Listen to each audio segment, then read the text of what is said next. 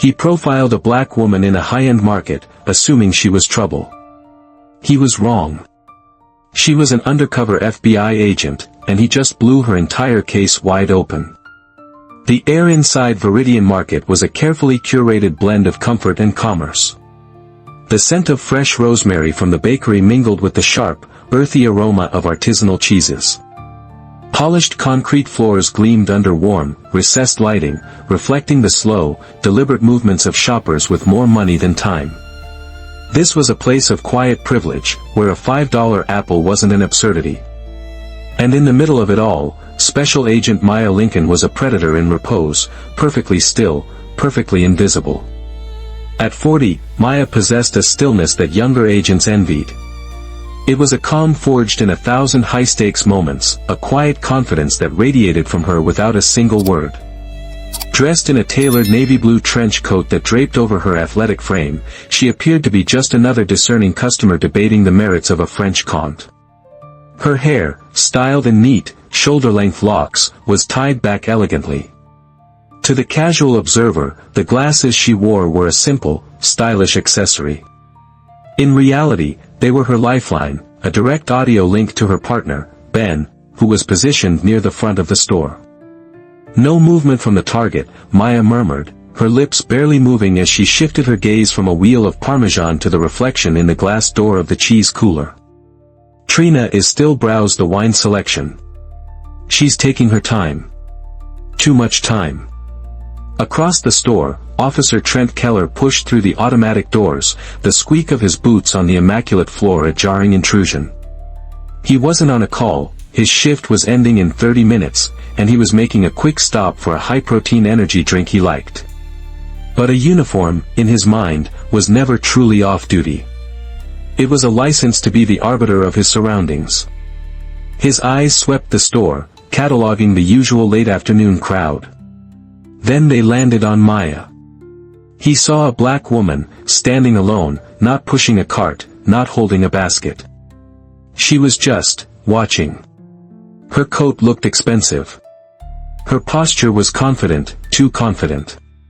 His internal scanner, corroded by years of unexamined bias, threw up a red flag. She didn't fit his mental image of this store's clientele. To him, she wasn't a customer, she was an anomaly, and anomalies were his business. He altered his path, abandoning any pretense of shopping. His steps became heavier, his chest puffed just slightly. He wasn't going to ask a question. He was going to start a confrontation. He stopped a foot too close, crowding her personal space, his shadow falling over the display of imported brie. "You planning on buying something?" he asked, his voice low and accusatory, "or just looking?" Maya didn't flinch. She turned her head slowly, her eyes, calm and analytical, meeting his. She took in the uniform, the aggressive stance, the faint scent of cheap coffee on his breath. She'd seen this man 100 times before, in 100 different uniforms, in 100 different cities. The face changed, but the look in his eyes was always the same, a blend of suspicion and self-importance. "I'm just deciding," she replied, her voice even and cool, betraying no irritation. Her lack of fear seemed to agitate him further. "Deciding," he echoed, a sneer tugging at the corner of his lip. "You've been standing here for 10 minutes. People who are deciding usually have a shopping cart." He glanced pointedly at her empty hands, then let his eyes travel down her trench coat. "That's a nice coat. Must have cost a fortune." The insult was clear, wrapped in the guise of an observation. He wasn't complimenting her, he was questioning her legitimacy, her right to exist in this space wearing these clothes. The situation was escalating on a trajectory she knew all too well. Her mission was her priority. A public scene would compromise everything. "Sir, I'm not looking for any trouble," she said, her voice dropping to a near whisper, trying to contain the incident. "Well, you found it," Keller shot back, his voice rising, drawing the first few glances from nearby shoppers. "I want to see some ID." Maya sighed internally. This was the final off-ramp before the crash. She made a split-second decision. Her hand went not to her purse, but to the inner pocket of her coat. She had to end this, now. "Listen to me carefully," she said, her tone shifting from placid to commanding. "My name is Special Agent Maya Lincoln. I am with the Federal Bureau of Investigation. And you are about to interfere with a federal surveillance operation." She produced her badge, the gold shield gleaming under the store's lights, and held it flat in her palm. For a moment, Keller just stared. Then, he let out a short, ugly laugh. "FBI? A woman like you?" The words hung in the air, thick with racial and gendered condescension. "Lady, that's the best fake I've seen all week. You can buy those things online now, you know." He waved a dismissive hand at her credentials.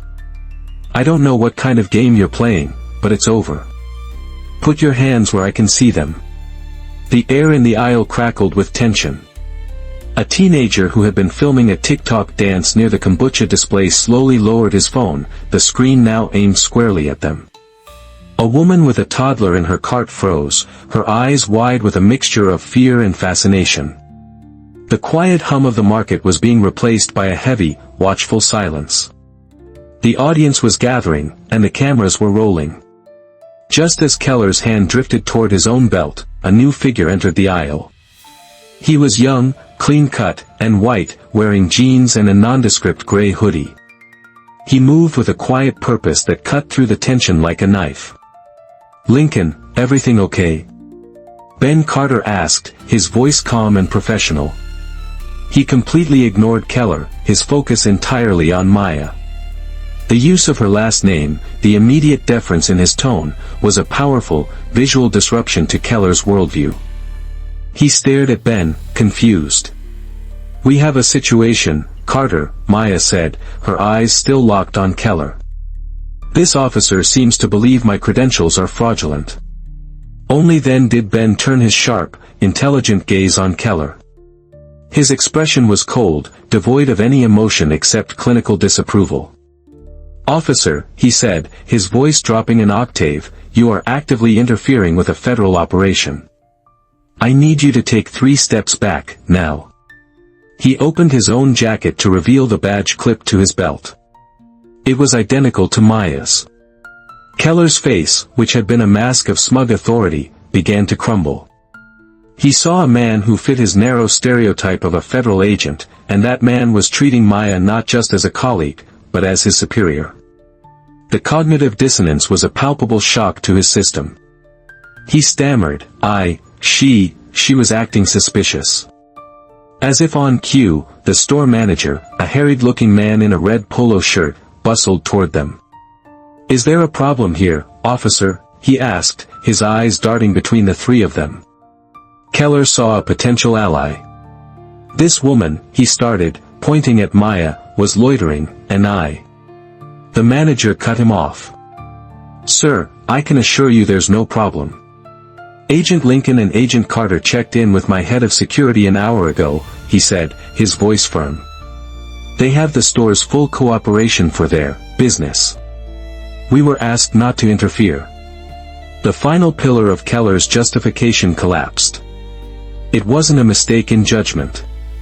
It wasn't a misunderstanding. It was a complete and utter fabrication, a fiction built on his own prejudice, and it had just been publicly dismantled. His face burned with a humiliating heat as he looked from the manager to Ben, and finally to Maya. Her expression hadn't changed. She was still just watching him, her calm a more profound indictment than any shout could ever be. The silent phones held by the growing crowd felt like the eyes of a firing squad. Officer Keller, stripped of his authority and exposed, took a clumsy step back. He muttered something about miscommunication and turned, walking away with a rigid posture that failed to mask his defeat. The moment he was gone, Maya's focus snapped back to the mission. She touched her glasses. "Control, status on the target." The voice in her ear was flat, devoid of emotion. "Signal lost, Lincoln. Subject exited through the east loading dock 90 seconds ago." She made a cash purchase for a single bottle of water and walked out during the commotion. "We lost visual." The words hit Maya like a physical blow. 6 months. 6 months of painstaking work, of poring over financial records, of tracking burner phones across 3 states, of building a case so airtight that Trina Delmore would have no choice but to cooperate. 6 months, all dismantled in under 3 minutes by one man's ego. Back in the sterile silence of their unmarked navy blue SUV, the weight of the failure was suffocating.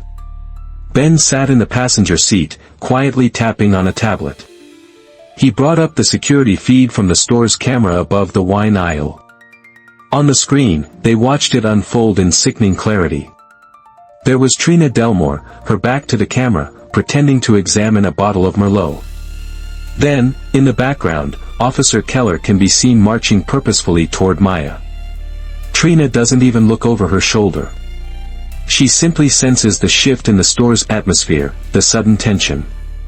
With the unhurried calm of a seasoned professional, she places the bottle back on the shelf, turns, and walks toward the checkout, her path taking her far away from the burgeoning incident. She was gone before Keller had even finished accusing Maya of carrying a fake badge. Maya stared at the screen, her jaw tight. She didn't run. She just left. Ben swiped to another screen, logging the incident. He was the perfect distraction. She couldn't have planned it better. A deep, profound weariness settled over Maya, a feeling that went beyond the loss of a single case. "It never ends, Ben," she said, her voice low, the professional mask finally cracking just for him. "The first test is never about the suspect. It's never about the evidence. It's always about this." She gestured vaguely back toward the store. "It's about proving I have the right to be in the room in the first place. Proving that my skin color and my gender don't invalidate the badge I carry. I'm so tired of having to be twice as calm, twice as professional, just to be seen as half as legitimate." Ben didn't offer empty platitudes. He just nodded, his own frustration and anger visible on his face. "I know, Maya. I know." In the quiet of the car, the true cost of Keller's prejudice was painfully clear. It wasn't just a blown case, it was another deep cut from a system that seemed designed to bleed agents like her dry.